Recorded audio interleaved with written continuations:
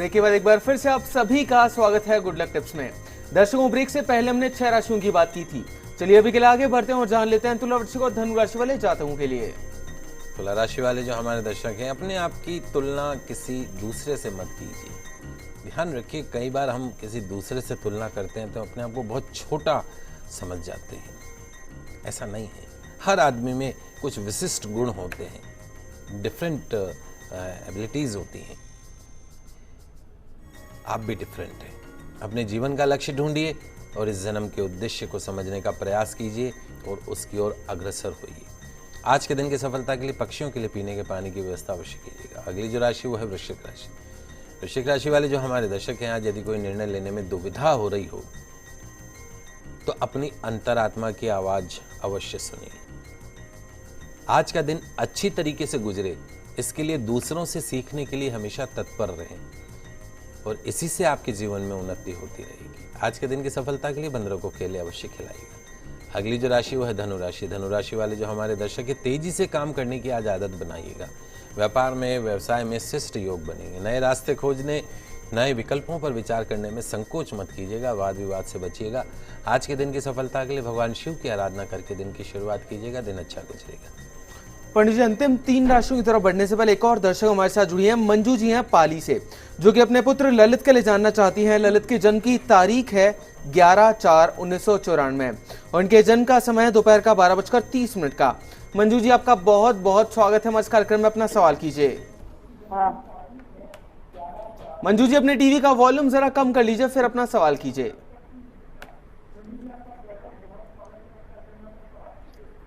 मंजू जी, अपना सवाल कीजिए। हमारा बच्चा है, वो बीटेक कर रहा है, उसका भविष्य कैसा होगा? हेलो। हाँ जी। हमारा बेटा बीटेक कर रहा है, उसका नाम ललित है, उदयपुर से बीटेक कर रहा है। तो उसका भविष्य कैसा होगा? देखिए मंजू जी, पहली चीज़ तो यह है कि आपके बच्चे की ललित का जो जन्म हुआ है वो अश्वनी नक्षत्र में हुआ है। अश्वनी नक्षत्र गणमूल नक्षत्र में आता है। पैदा होते ही 27 दिन में पूजा होनी चाहिए। वो आपने गणमूल नक्षत्र की शांति करवाई कि नहीं करवाई? यदि नहीं करवाई है तो उसको वापस करवा लीजिएगा। दूसरा, बच्चे को अभी शुक्र की महादशा चल रही है और शुक्र की महादशा में भी शनि का अंतर चल रहा है। निश्चित तौर पे आपका जो बच्चा है सफल होगा और जीवन के अंदर काफ़ी आगे बढ़ेगा। सरकारी नौकरी के भी योग बनते हैं इसके। और जन्म कुंडली बहुत अच्छी, जन्म कुंडली में किसी तरह की कोई कमी नहीं है। अश्वनी नक्षत्र की शांति यदि नहीं करवाई है तो करवा लीजिएगा। एक जो मुख्य समस्या है वो ये है कि इसके भाग्य स्थान में बुध नीच का है। भाग्य में जब बुध नीच का होकर बैठ जाता है तो भाग्य की शक्ति को कम कर देता है। पढ़ाई करने के बाद जब नौकरी ढूंढने जाएंगे तो नौकरी के क्षेत्र में भाग्य की सबसे ज़्यादा जरूरत पड़ती है। यदि आप चाहते हैं कि आपके बच्चे का भाग्य पूर्ण रूप से साथ दे तो साल में एक बार इसके वजन के बराबर गुड़ का दान गौशाला में करवाइएगा। गौ माता से प्रार्थना कीजिएगा कि मेरे बच्चे की जन्म कुंडली में जो ग्रह नीच का है, बुध ग्रह जो नीच का है, उसकी शांति के लिए मैं आपको गुड़ खिला रही हूँ। आप अब मेरे बच्चे को शुभ आशीर्वाद प्रदान कीजिएगा। ये उपाय करिएगा, फायदा होगा। पंडित जी, अभी के लिए एक और दर्शक हमारे साथ जुड़े हैं। नंद किशोर जी हैं बीकानेर से। इनके जन्म की तारीख है 13/5/1968 और इनके जन्म का समय सुबह का 8:15 का। नंद किशोर जी, आपका बहुत बहुत स्वागत है हमारे कार्यक्रम में। अपना सवाल कीजिए। ये तो क्या पूरा नमस्कार पंडित जी। जय श्री कृष्णा। पंडित जी, एक तो क्या है कि कोई भी काम नहीं बन रहा है तथा शरीर से बीमार भी रहता हूँ। मतलब एक तो शरीर ठीक नहीं रहता है, कोई भी क्या काम नहीं है, बेरोजगार हूँ अभी। काम क्या करते हैं आप? अभी कुछ नहीं कर रहा हूँ काम। तो पहले क्या कर रहे थे? पहले सर्विस करता था। प्राइवेट नौकरी? हाँ, प्राइवेट नौकरी। ओके। देखिए नंद किशोर जी, सबसे पहली चीज़ तो ये है कि आपकी जन्म कुंडली के अंदर इस समय शनि की 7.5 चल रही है। सन 2014 से आप शनि की 7.5 से पीड़ित हैं। आपकी जन्म कुंडली में धन भवन का, पैसों के घर का स्वामी जो चंद्रमा है वो नीच का होकर बैठा है और साथ में आपका जो भाग्येश या आयु स्थान का, बीमारियों के घर का स्वामी है शनि, वो 7.5 से पीड़ित है। तुरंत प्रभाव से एक लोहे का छल्ला मध्यमा उंगली में शनिवार के दिन धारण कर लीजिए। लोहे का छल्ला मध्यमा उंगली में शनिवार के दिन धारण कर लीजिए। दूध, दही, चावल जैसी सफ़ेद चीज़ों का सेवन बंद कर दीजिए।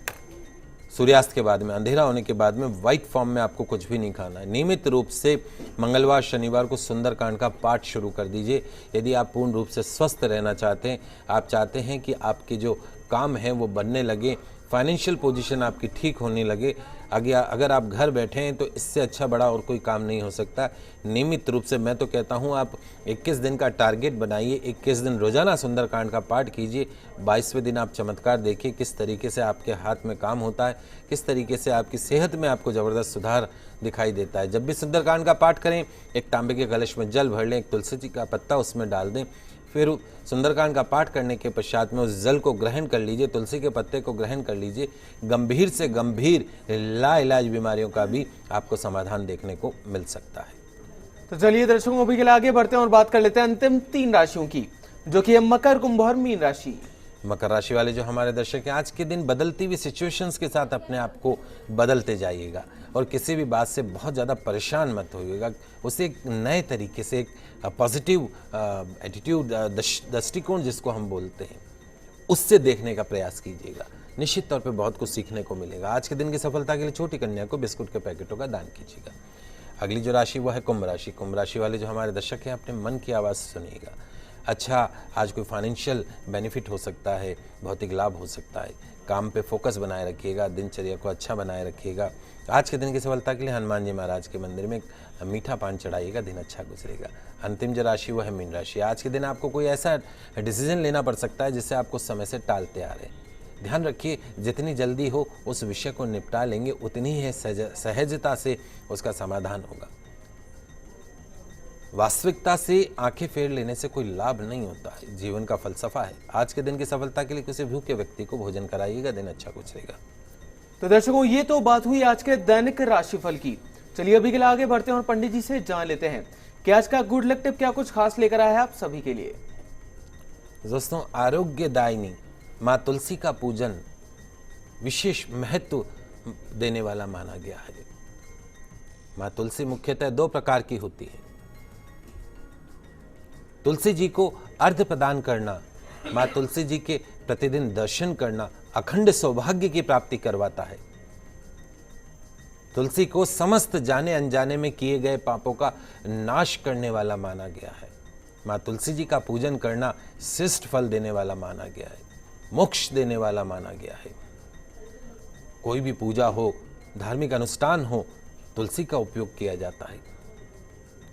माँ तुलसी जी का पौधा है भगवान विष्णु को प्रिय है, लक्ष्मी का स्वरूप माना गया है, जिससे यह पवित्र और पाप नाशनी मानी गई है। यही कारण है कि धार्मिक दृष्टि से घर में तुलसी के पौधे की पूजा उपासना हर तरह की दरिद्रता का नाश करती है, सुख समृद्धि में वृद्धि करने वाली मानी जाती है।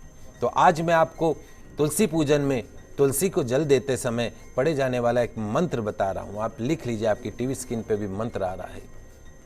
ओम महाप्रसाद जननी सर्व सौभाग्यवर्धनी आधि व्याधि हरा नित्यम तुलसी त्वम नमोस्तते।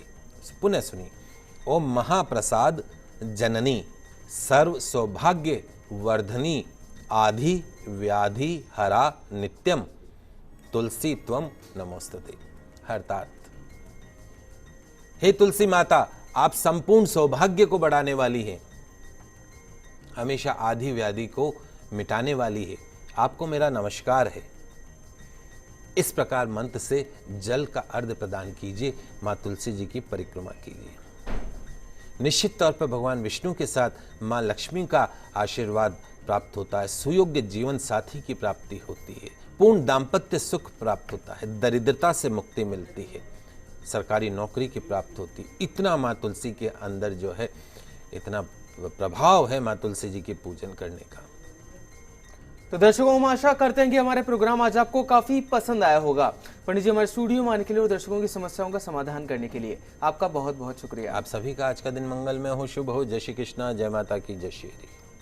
तो अगर आपकी भी कोई समस्या और समस्या का आप समाधान जानना चाहते हैं हमसे, तो आप भी हमें कॉल कर सकते हैं, आप हमें ईमेल भी कर सकते हैं। हमारा ईमेल आईडी है goodlucktips@firstindianews.com। दर्शकों, कल फिर मिलेंगे, तब तक के लिए खुश रहिए, अपना ख्याल रखिए, नमस्कार।